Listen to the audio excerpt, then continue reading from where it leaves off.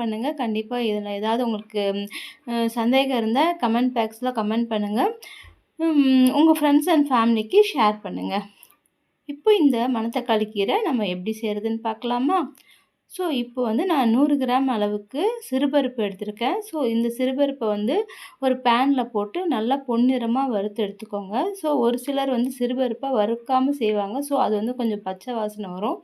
இந்த மாதிரி நல்லா வறுத்து செஞ்சோம்னா நல்லா மணமாக இருக்கும். இதை நல்லா கழுவிட்டேன். ஒரு 4-5 தண்ணி கழுவி குக்கரில் சேர்த்துக்கோங்க.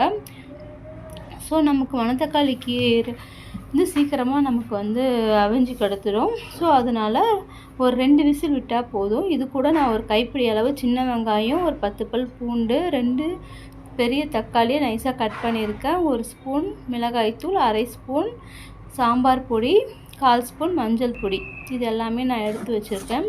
ஸோ நம்ம ஆல்ரெடி கழுவி வச்சுருந்த பருப்பு கூட இது எல்லாத்தையும் நம்ம சேர்த்துடலாம்.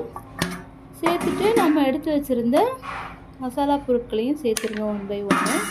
மிளகாய் பொடி, சாம்பார் பொடி, மஞ்சள் பொடி, பெருங்காய பொடி, இது எல்லாமே நம்ம இதில் சேர்த்துடலாம்.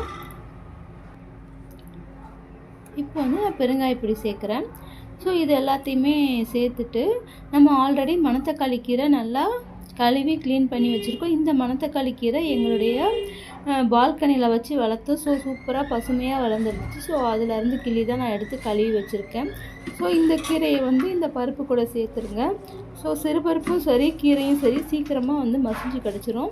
ஸோ அதனால் நம்ம வந்து குக்கரில் செய்யணும்னு அவசியம் இல்லை, நீங்கள் பேனில் போட்டு செஞ்சுக்கலாம்.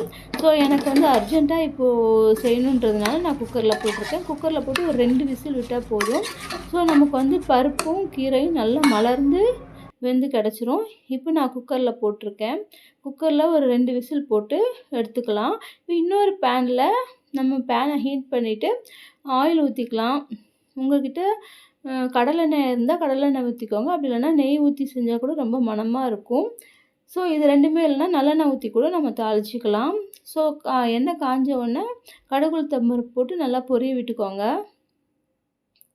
கடுகு நல்லா பொரிஞ்சு வந்ததும் நம்ம வந்து தனியாக வந்து சின்ன வெங்காயம், பூண்டு, வரமிளகாய், கருவேப்பிலை, பச்சை மிளகாய் இது எல்லாத்தையும் பொடிசாக நறுக்கி வச்சுருக்கேன்.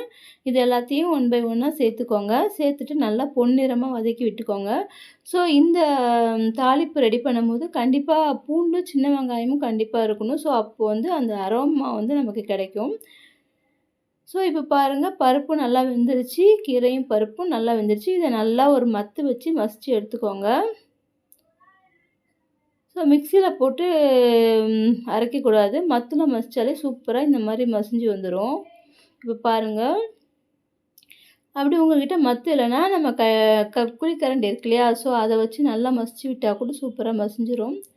ஸோ இதை நல்லா மிக்ஸ் பண்ணி விட்டுக்கலாம். இப்போது மிக்ஸ் பண்ணிவிட்டு நம்ம ஆல்ரெடி தாளித்து வச்சுருக்கோம் இல்லையா, அந்த தாளிப்பு கூட இந்த பருப்பை வந்து சேர்த்துக்கோங்க. ஸோ உங்களுக்கு எந்த மாதிரி கன்சிஸ்டன்சி வேணுமோ அந்த அளவுக்கு தண்ணி சேர்த்துக்கலாம். கெட்டியாக வேணால் கெட்டியாக வச்சுக்கலாம். சரி சாதத்துக்கு ஊற்றி சாப்பிடும்போது கொஞ்சம் தண்ணியாக வேணுன்ற போது கொஞ்சம் உங்களுக்கு தேவையான அளவுக்கு தண்ணி சேர்த்து நல்லா மிக்ஸ் பண்ணி விட்டுக்கோங்க. ஸோ இந்த மணத்தக்காளி கீரை ரொம்ப எம்மி அண்ட் டேஸ்டியாக இருக்கும். கண்டிப்பாக செஞ்சு பாருங்கள். இது கூட நம்ம வந்து ஒரு எலுமிச்சைப்பழம் அளவு புளியை நல்லா கரைச்சி சாறு எடுத்து நான் வச்சுருக்கேன் ஆல்ரெடி. ஸோ அதை வந்து ஆட் பண்ணிக்கலாம். தேவையான அளவுக்கு உப்பு போட்டுக்கோங்க.